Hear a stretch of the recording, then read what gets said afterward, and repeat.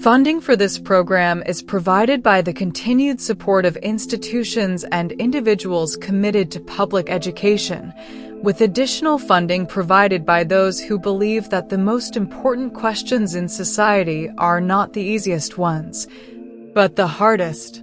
This course is about justice, but not justice understood merely as law, punishment, or fairness in distribution. Rather, it is justice as a moral and philosophical problem that cuts to the core of how we live together and how we justify our choices when values collide. Moral philosophy begins precisely where certainty ends, where rules conflict, instincts disagree, and no option feels clean or innocent. The central question that frames this course is therefore unsettling by design. How do we decide what is right when every available option seems wrong?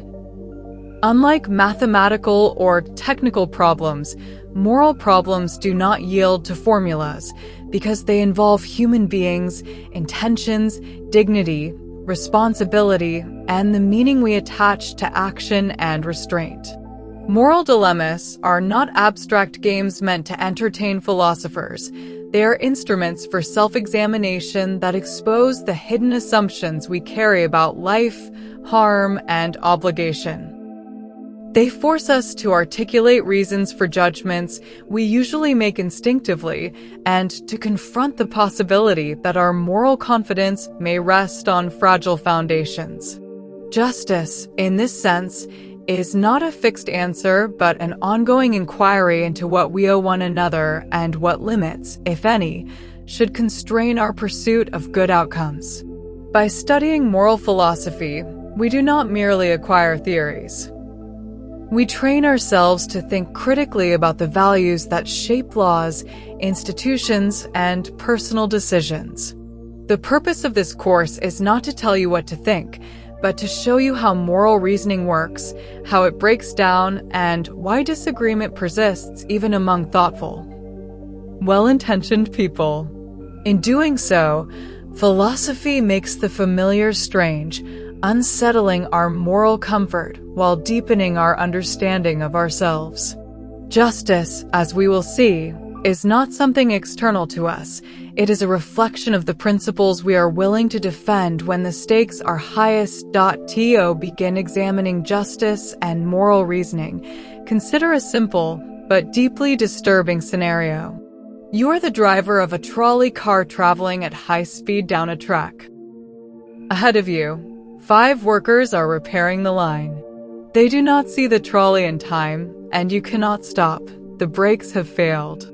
If the trolley continues on its current path, it will strike and kill all 5 workers. As you look around in desperation, you notice a side track branching off to the right. On that track stands a single worker. If you turn the trolley, the 5 will be saved, but the one will die. You have only seconds to decide. When audiences are presented with this case and asked to vote, a strong majority consistently chooses to turn the trolley. Their reasoning is clear and seemingly rational. Saving 5 lives is better than saving 1. The moral intuition is often summarized in a blunt phrase, better that 1 should die than 5. This response feels obvious to many, grounded in basic arithmetic rather than abstract philosophy. Yet beneath this apparent simplicity lies a profound moral tension. By turning the trolley, you actively cause the death of 1 person. By not turning it, you allow 5 to die. The problem forces us to ask where moral responsibility truly lies, in the harm we cause or in the harm we fail to prevent. It also raises the question of whether moral responsibility is diminished by inevitability. After all, someone will die regardless of what you do. The first trolley problem exposes a conflict between 2 moral impulses: the desire to minimize harm and the reluctance to take responsibility for intentionally causing death.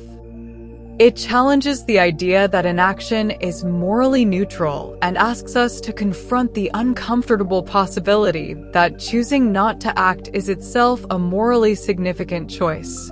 In doing so, the problem shifts our focus from outcomes alone to the role of agency, intention, and control in moral judgment. The simplicity of the numbers conceals the depth of the ethical conflict, making the trolley problem a powerful entry point into moral philosophy. Those who defend the majority decision to turn the trolley typically rely on a consequentialist line of reasoning, according to which the moral quality of an action is determined by its outcomes. From this perspective, morality is about making the world better, or at least less bad, than it would otherwise be. Choosing not to act does not absolve one of responsibility, because the consequences of an action are just as real and foreseeable as those of action. If 5 people die when you could have saved them, then your refusal to intervene becomes morally suspect. This form of reasoning resembles the logic used in emergency response, public policy, and wartime decision-making, where leaders must often choose between tragic alternatives. Analogies are sometimes drawn to scenarios such as military decisions that risk civilian lives to prevent greater catastrophe, or disaster triage, where limited resources must be allocated to save as many people as possible. In each case, the guiding principle is the same: outcomes matter most. This approach treats morality as a kind of moral arithmetic, in which lives are counted not in terms of worth, but in terms of impact. It does not claim that one life is less valuable than another. Rather, it asserts that saving more lives is morally preferable to saving fewer. This reasoning offers clarity and decisiveness, qualities that are attractive in moments of crisis, when hesitation can be deadly. However, it also raises troubling implications. If morality is reduced entirely to calculation, then individual rights and moral limits may be overridden whenever doing so produces better aggregate results. The justification of the trolley decision thus opens the door to a broader philosophical commitment that the right action is the one that produces the best overall consequences, even if it requires causing harm. This commitment will soon be tested by cases that push our intuitions to their breaking point. Despite the intuitive appeal of saving the greater number, a significant minority rejects the decision to turn the trolley, warning that this logic carries serious moral dangers. Their objection is not rooted in sentimentality, but in principle. If we accept that it is permissible to intentionally kill one person to save 5, then we appear to grant ourselves the authority to decide who may be sacrificed for the benefit of others. History provides sobering examples of where such reasoning can lead: genocides, forced sterilizations, and totalitarian regimes have often justified horrific acts by appealing to the greater good of society. The concern is that once moral limits are defined solely by outcomes, no individual is ever fully protected from being used as a means to an end. This is the slippery slope argument, which suggests that permitting small moral violations for good outcomes makes it harder to resist larger ones later. The minority view insists that morality must impose constraints on what we are allowed to do, regardless of how beneficial the results may appear. At the heart of this objection lies a deeper question: is it ever morally acceptable to choose who dies? Even if the numbers favor intervention, does intentional killing cross a line that should never be crossed? This perspective challenges the idea that tragic circumstances suspend moral rules. Instead, it argues that moral principles exist precisely to guide us when circumstances are most extreme. By refusing to turn the trolley, the minority view accepts a tragic outcome but denies moral responsibility for deliberate harm. In doing so, it prioritizes moral integrity over outcome optimization, suggesting that some values are non-negotiable, even in the face of disaster. The tension between these moral perspectives becomes even clearer in the second Trolley case, often referred to as the fat man on the bridge scenario. In this version, you are no longer the driver of the trolley, but an observer standing on a footbridge above the track. Below you, the trolley races toward 5 unsuspecting workers. Standing next to you on the bridge is a very large man. You realize that if you push him off the bridge, his body will stop the trolley, saving the 5 workers but killing him. When people are asked whether they would push the man, the overwhelming majority say no, often with strong emotional conviction. The moral arithmetic has not changed 1 life for 5, yet the judgment shifts dramatically. This reversal is philosophically revealing. It suggests that our moral intuitions are sensitive not only to outcomes, but to the means by which those outcomes are achieved. Pushing the man feels like murder in a way that turning a switch does not. The central question becomes unavoidable. Why does this feel different? Is it because of physical contact, because of intention, or because the man is being used as a tool rather than a side effect of redirection? The fat man case exposes the limits of purely consequentialist reasoning and forces us to confront the moral significance of direct action. It suggests that there may be something intrinsically wrong about intentionally using another person as a means to an end, regardless of how many lives are saved. This intuition will shape much of the philosophical debate that follows, as we attempt to explain, justify, or challenge the moral boundary it reveals. At the heart of the contrasting responses to the trolley cases lies a powerful moral distinction that many people intuitively rely on: the difference between killing and letting die, between active intervention and passive allowance. In the first trolley case, turning the switch feels like redirecting an already existing threat, whereas in the fat man case, pushing someone off a bridge feels like creating a new act of violence. This distinction suggests that moral responsibility attaches more heavily to direct physical action than to omission, even when the outcomes are identical. Killing appears morally worse than letting die, not because the result is worse, but because the agent's role is more direct and intentional.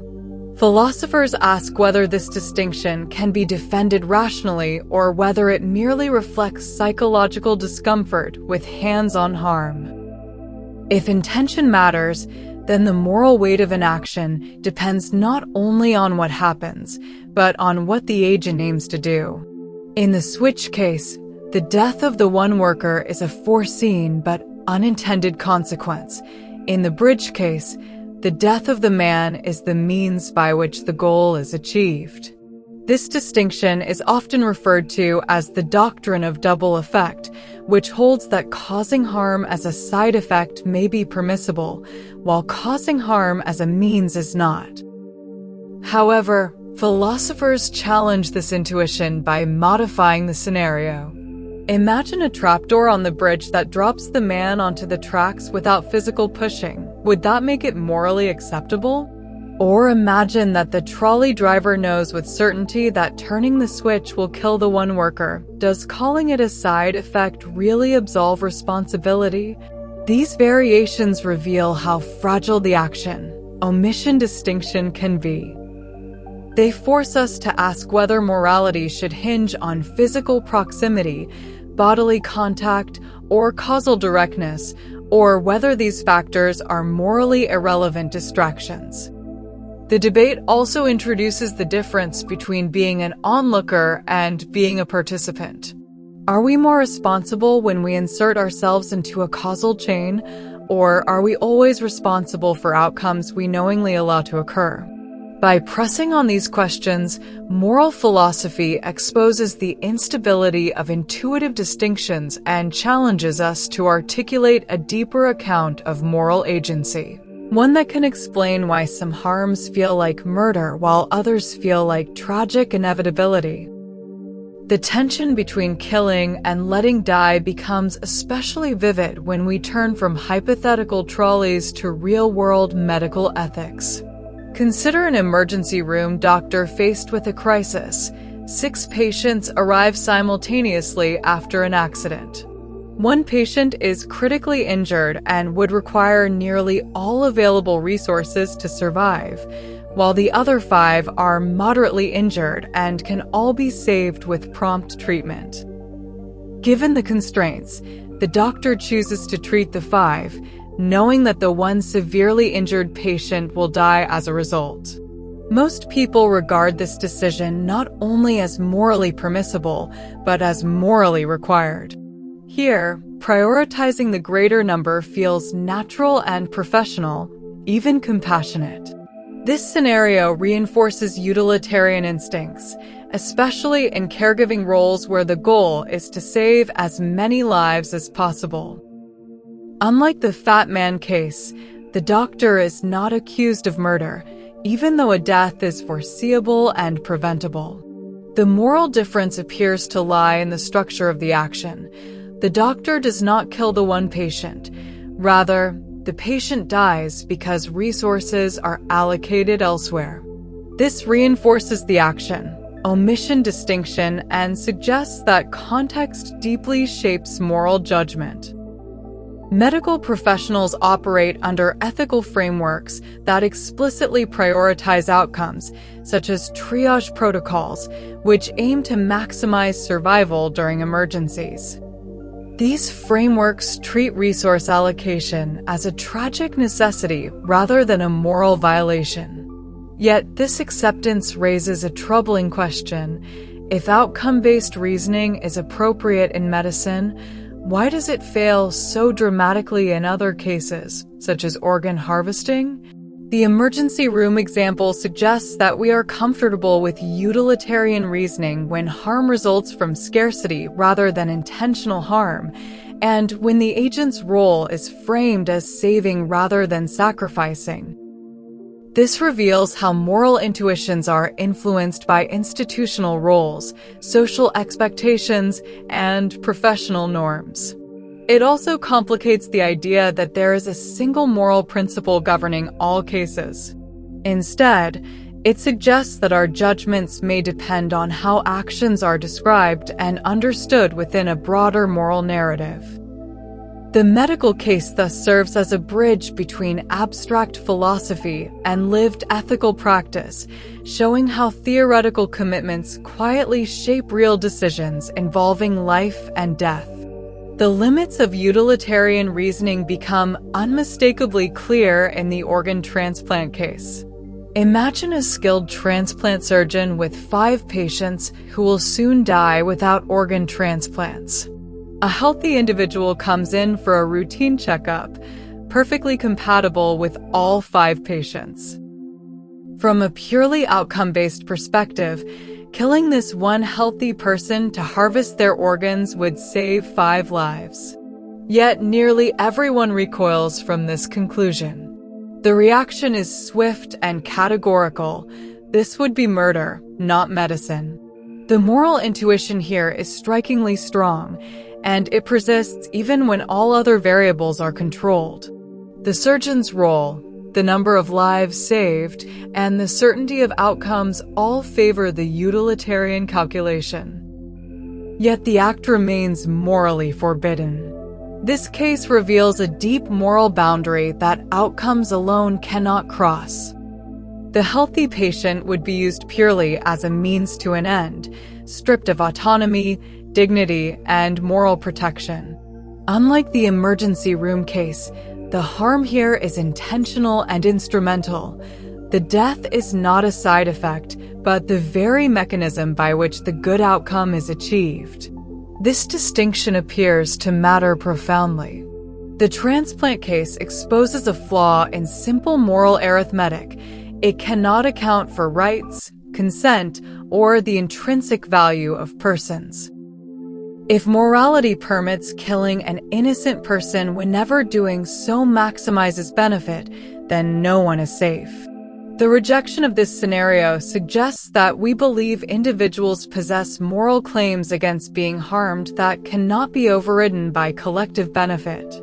This intuition challenges utilitarianism at its core and demands an alternative explanation of moral limits, one that recognizes constraints on what may be done to people, regardless of how beneficial the consequences might be.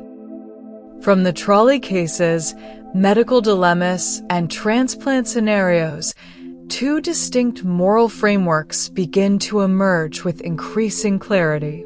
The first is consequentialist moral reasoning, which evaluates actions solely by their outcomes. According to this framework, the morally right action is the one that produces the greatest overall good, often summarized as the greatest good for the greatest number. This approach emphasizes impartiality, efficiency, and aggregate welfare, and it plays a powerful role in public policy, economics, and institutional decision-making. The second framework is categorical moral reasoning, which holds that certain actions are morally wrong regardless of their consequences. According to this view, morality is governed by duties, rights, and constraints that cannot be overridden by calculations of benefit. These two frameworks are not merely academic theories, they are implicit in our everyday judgments. When we defend saving 5/1, we often rely on consequentialist logic. When we reject pushing the man or harvesting organs, we invoke categorical limits.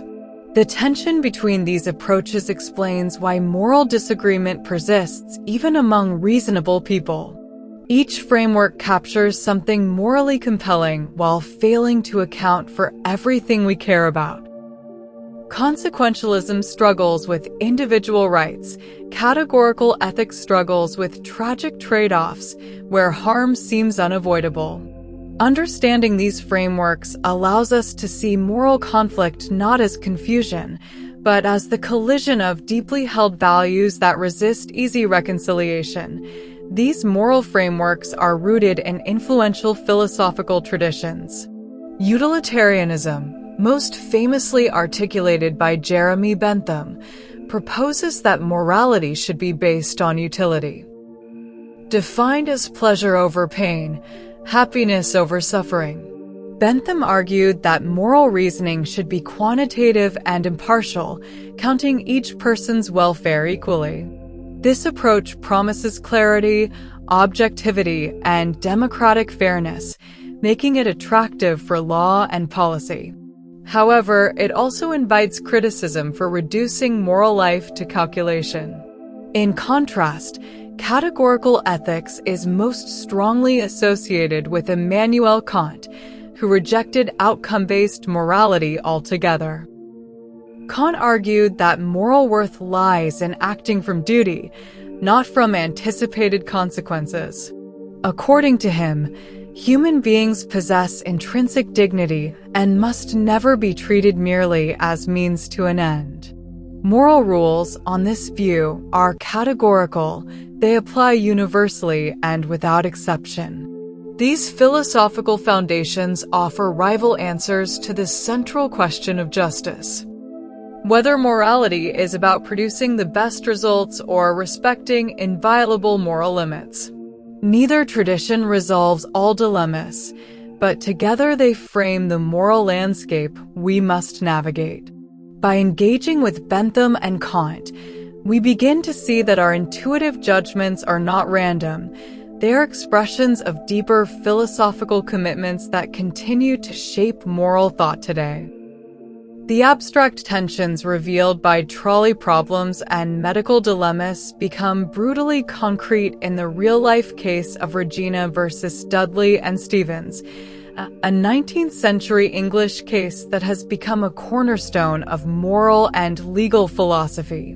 After their ship sank in the South Atlantic, for survivors, Dudley, Stephens, Brooks, and a 17-year-old cabin boy named Richard Parker were stranded at sea in a small lifeboat with no food and minimal water.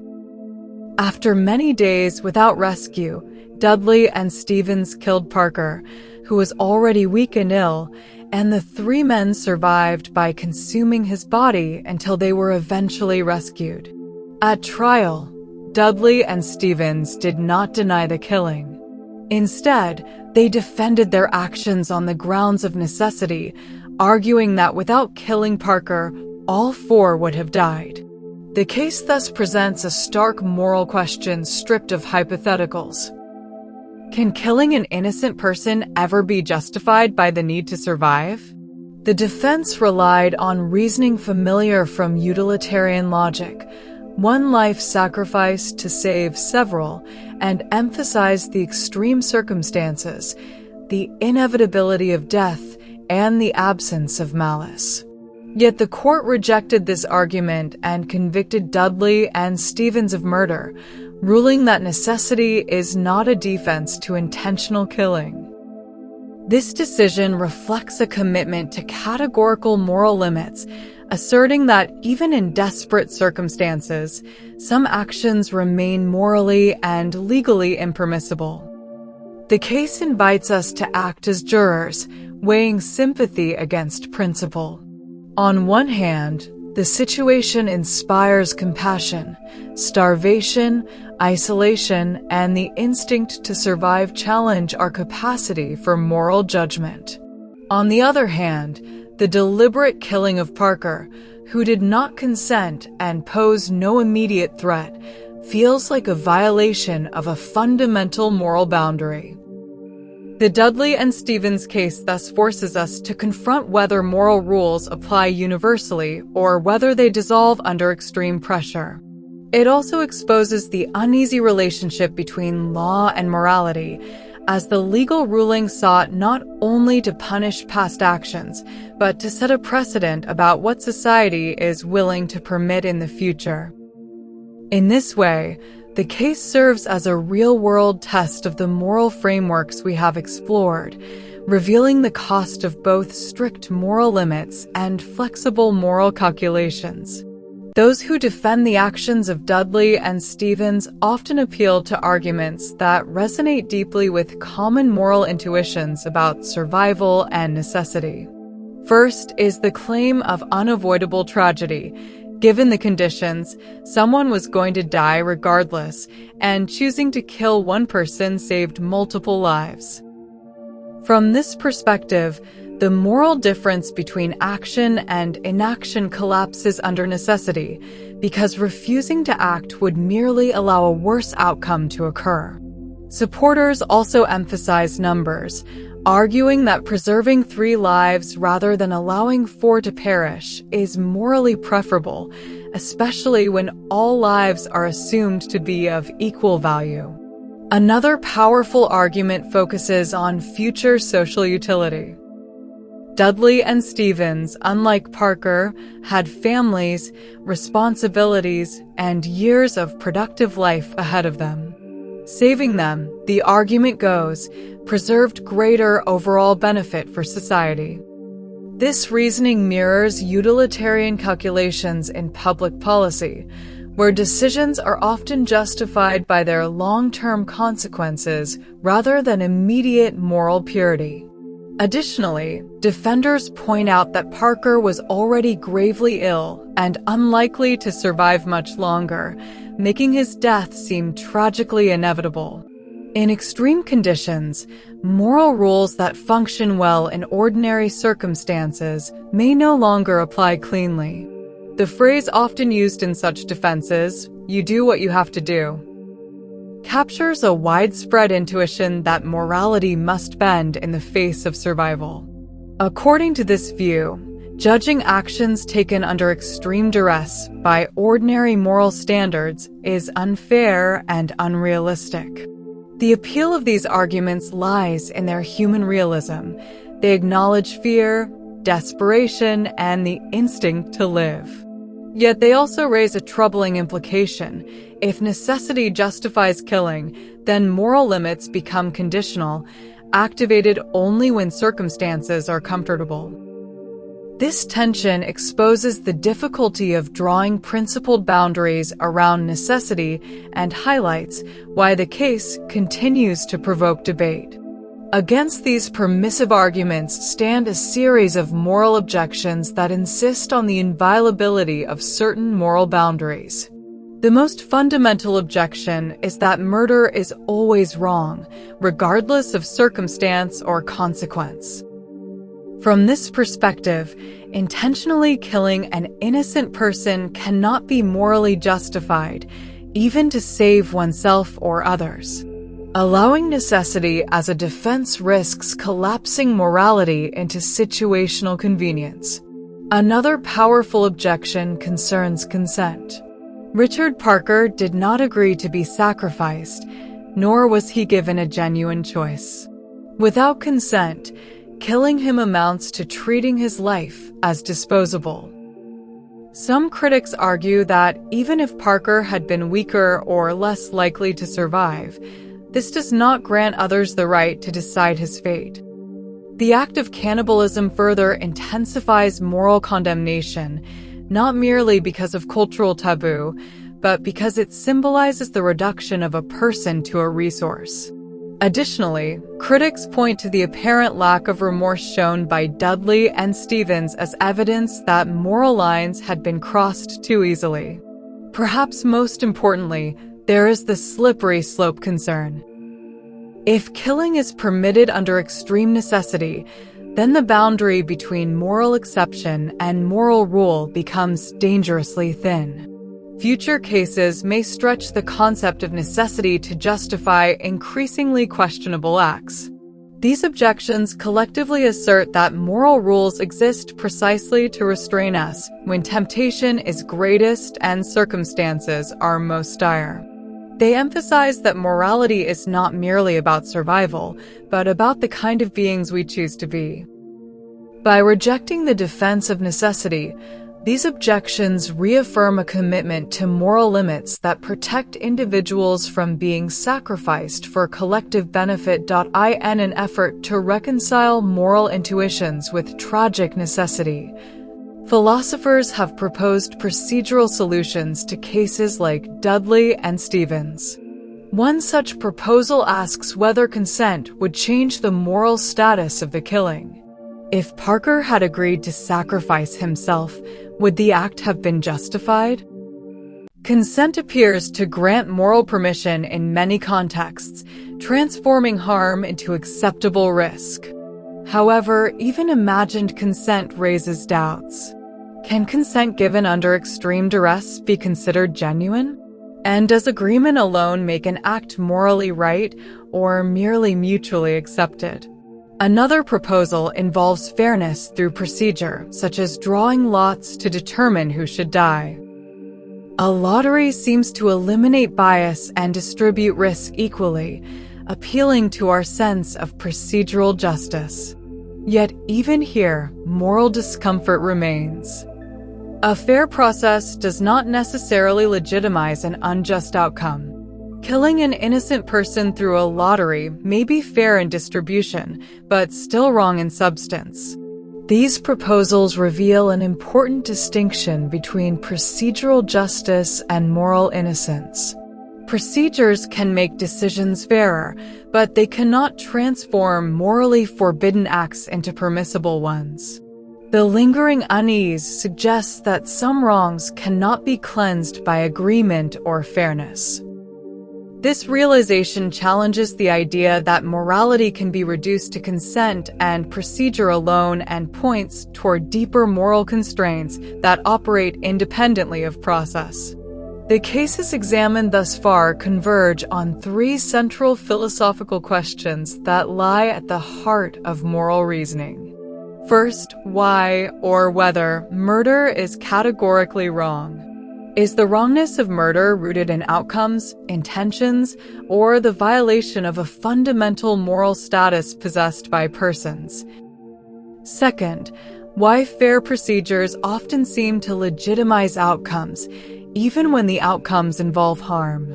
What moral work do procedures actually perform, and where do their justifying powers end? Third, what moral power consent truly holds? Can individuals authorize their own harm, and if so, under what conditions? These questions do not yield simple answers, nor are they merely academic. They shape debates about war, medical ethics, criminal law, and public policy.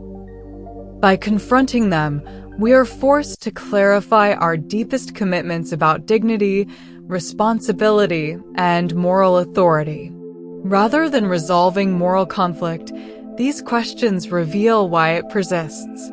They mark the boundaries of ethical theory and remind us that justice is not a settled doctrine, but an ongoing struggle to understand what we owe to one another in a world where tragedy cannot always be avoided.